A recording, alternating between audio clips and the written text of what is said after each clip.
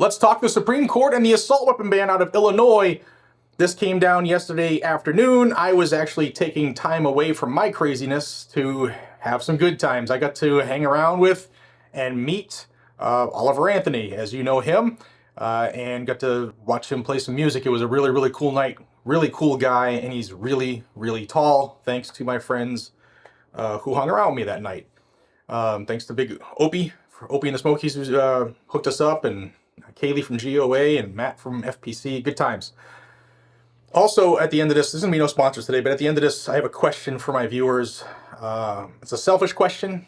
I need a hand with something, so stick by. All right, so I'll give you a quick rundown. The case, again, we've talked about this a few times, is Rob Beavis v. the City of Naperville. It's the assault weapon ban that they were putting into effect. It was challenged by National Association for Gun Rights, and quick synopsis of the case, the Seventh Circuit, it was appealed to them, obviously. Three-judge panel ruled 2-1 that, yeah, we agree that we should violate the Constitution.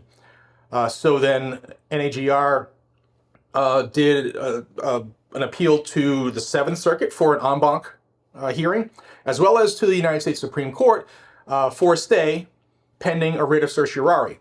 So they had both of that operating at the same time.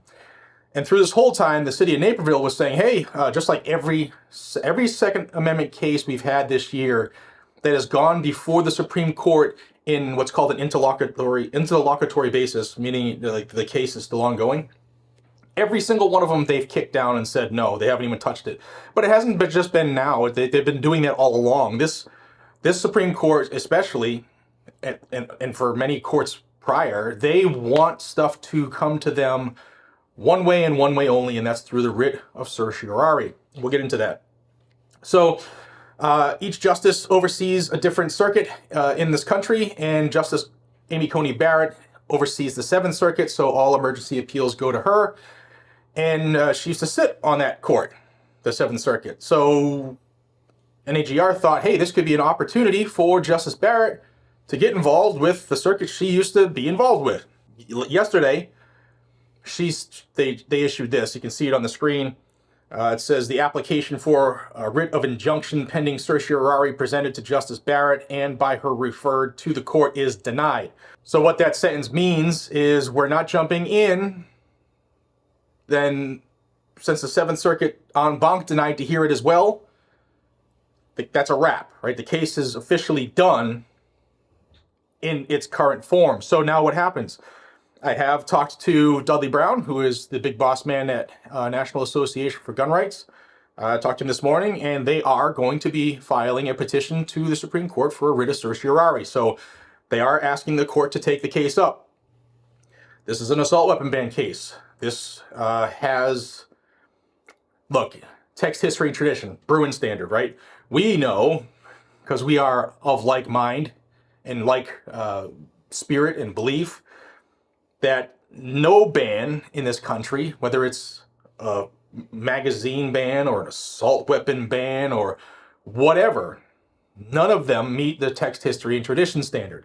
Because our forefathers and the early adopters of this country, none of them said, hey, you can't have that gun because it's colored black and has scary looking things on it.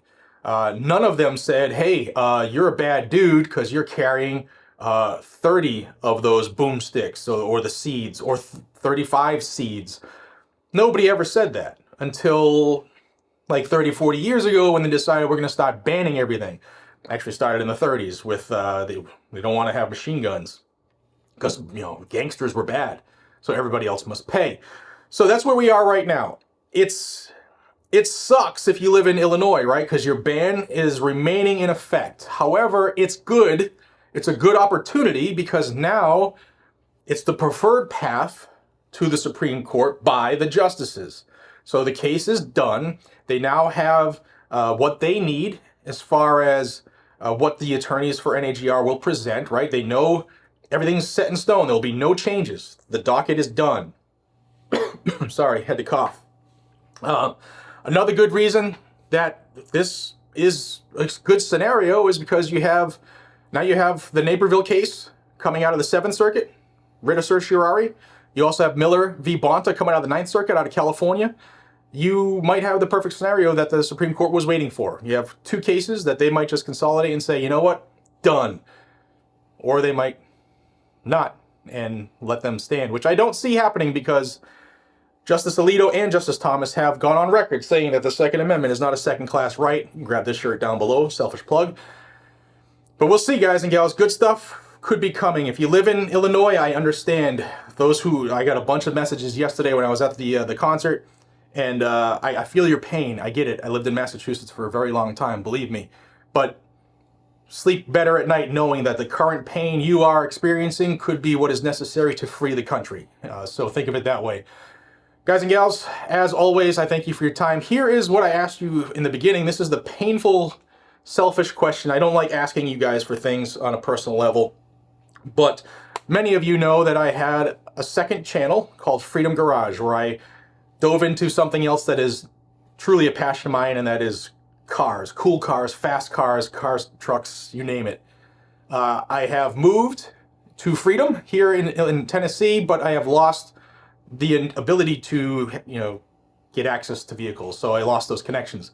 If you live in the Tri-Cities area and know somebody who has a really cool car that would like me to film it, or if you know a dealership that is willing to do something with me, reach out to me at GunsandGadgets@charter.net.